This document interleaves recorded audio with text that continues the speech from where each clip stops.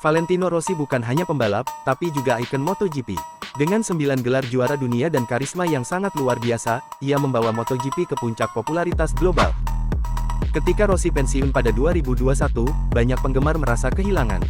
MotoGP tanpa Rossi bagaikan panggung tanpa bintang utamanya. Rossi tidak hanya menarik penggemar MotoGP, tapi juga menarik perhatian mereka yang sebelumnya mungkin tidak tertarik pada balapan. Setelah pensiun, jumlah penonton MotoGP menurun, bahkan televisi dan media sosial terasa sepi. MotoGP seperti kehilangan pusat gravitasi yang selama ini memikat penggemar. Meski pembalap muda berbakat seperti Bagnaia, Martin dan Quartararo mulai bersinar, mereka belum punya pengaruh sebesar Rossi. Apakah MotoGP bisa kembali mencapai puncak popularitasnya? Mari kita tunggu.